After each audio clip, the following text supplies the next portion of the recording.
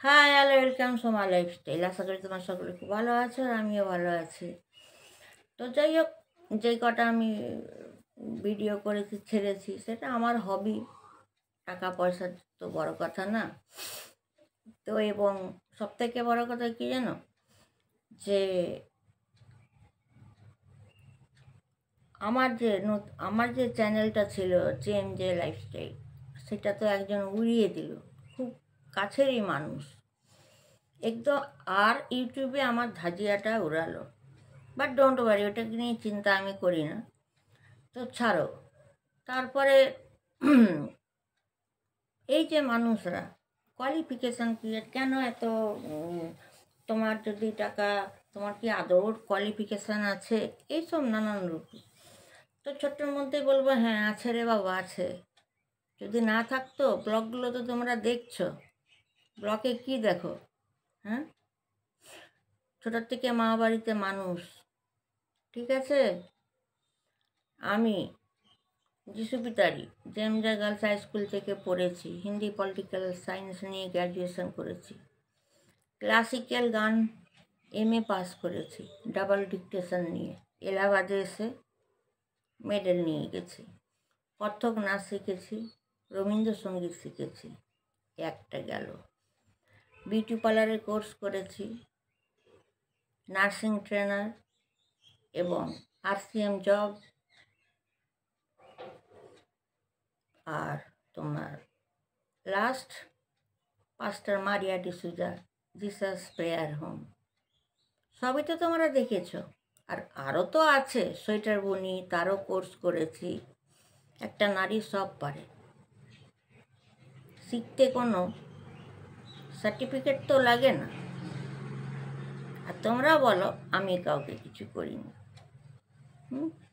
আমি যদি কাউকে কিছু না করি, খারাপ লাগে।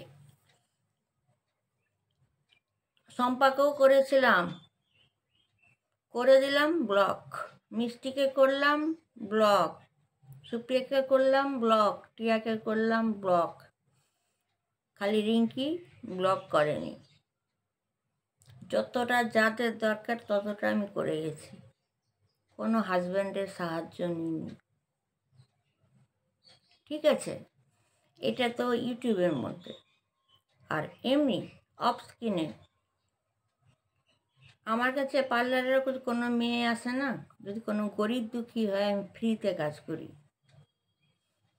Jesus prayer home Kolkata, sorry দিল্লির সিভেন ফাউন্ডেশন, ওখানকার আমি পাস্টার মারিয়া ডিসুজা।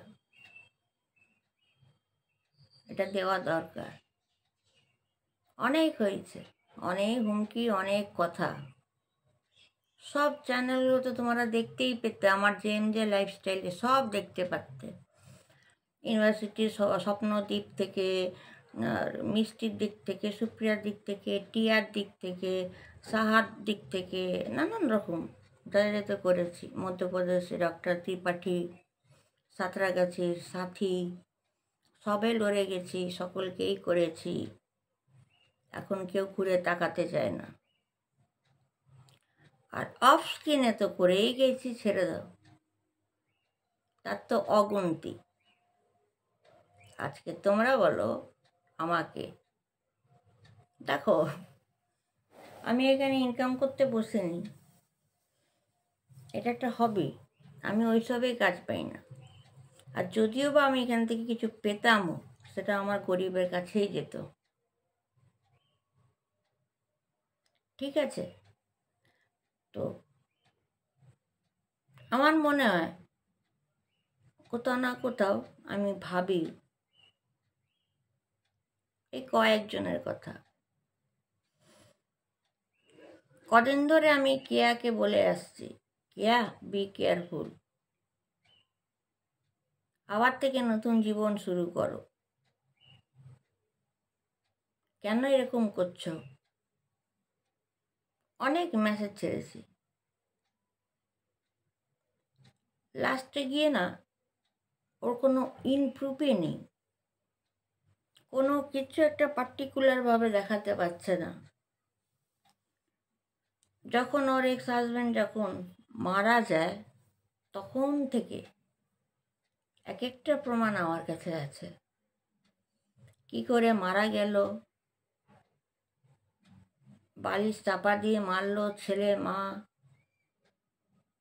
হাজব্যান্ডের পেনশন কত, এখনো কাজ পেন্ডিং পড়ে আছে, দ্বিতীয় মাসির ছেলেকে বিয়ে করে বসে আছে, ওর যতগুলো গানের রিলস সব সেক্সুয়াল, সন্তানের সামনে দেখা যায় না।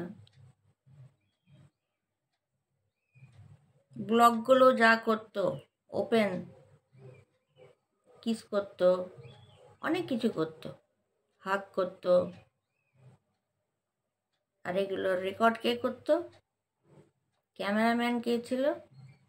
তার ছেলে। ভাবা যায়। কলকাতা ফ্ল্যাট থেকে খেদিয়ে দিল।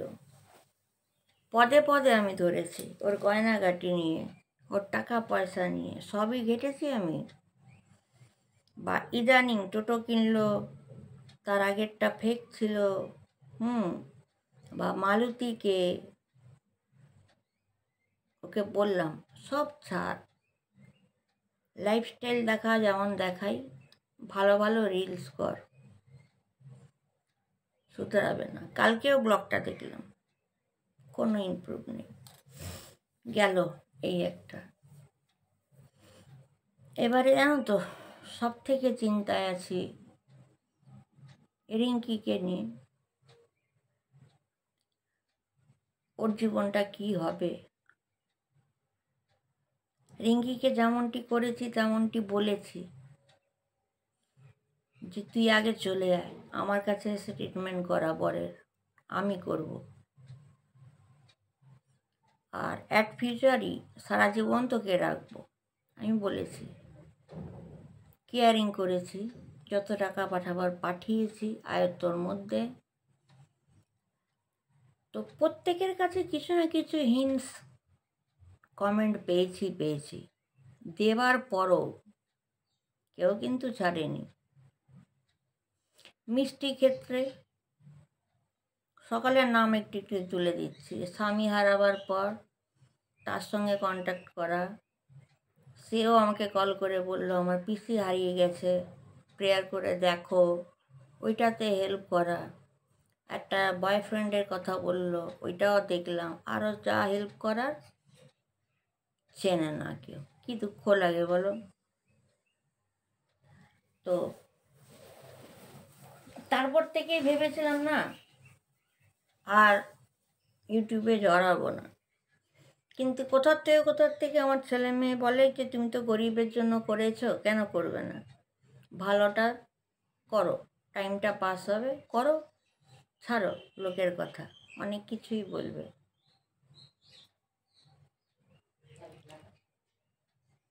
অনেক কথা আসছে। আমার লাইফটা খুব স্ট্রাগল লাইফ, খুব কম বয়সে বিয়ে হয়েছে,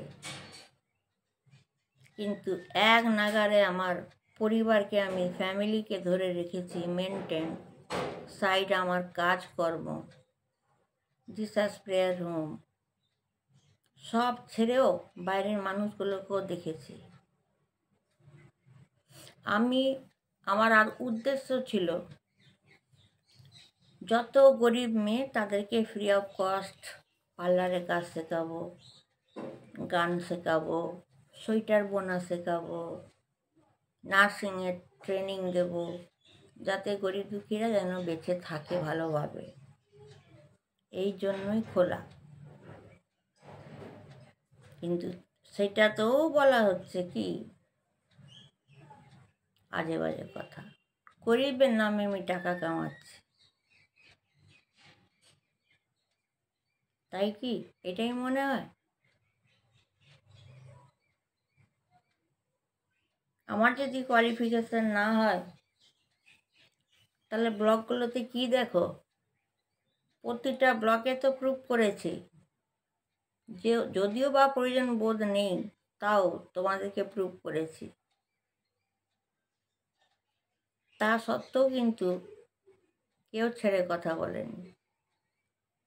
আর অরিজিনাল আমার ব্লগটাকেই উড়িয়ে দিল, জে লাইফস্টাইল। তাও হিম্মত হারেনি। কিন্তু একটাই দুঃখ, প্রত্যেককে কুকুরের মতন করে গেছি আমি, আজকে তারাই ফ্রডগিরি করলো। কাকে গয়না দেওয়া, কাকে শাড়ি দেওয়া, কাকে ফার্নিচার দেওয়া, কাকে জামা প্যান্ট কিনে দেওয়া, কাকে মেডিসিন কিনে দেওয়া, কাকে ডাক্তার দেখানো, এভরিথিং। কত বলবো? কোন রিক্সাওয়ালার মেয়ের বিয়ে হচ্ছে না, কার ছাদ ঢালাই হচ্ছে না, যত বলবো অত কম। দেখো, তোমরা যাই বলো, বা আমার আশীর্বাদের সঙ্গে পিতার আশীর্বাদ, ব্লেসিং। যিশু পিতা বলে, তোর জন্য আমি আছি, তুই অপরের জন্য দৌড়া। শুধু এইটার জন্যই আমি যতটা পারি তোমাদের সামনে বসি, যাতে ভালো করতে পারি। যেমন কেয়াকে বুঝাচ্ছিলাম, আরও একজন দুজন আছে, ওদেরকেও বুঝিয়েছি এগুলো করো না, খারাপ, এইভাবে করো, সব সময় করে এসছি। আজকে তারা কোথায়? ব্যাস, টাকা নেওয়া হয়ে গেল, গয়না নেওয়া হয়ে গেল, জিনিস নেওয়া হয়ে গেল, সব শেষ, ফিনিশ এখানে। তাই তো, যাই ভাবো তোমরা। যাই হোক, আমি আমার কষ্টটা শেয়ার করলাম। তো অবশ্যই কোয়ালিফিকেশান বলে দিলাম, বলা দরকার ছিল। লাইক, শেয়ার, কমেন্ট, সাবস্ক্রাইব করবে। Take care, by.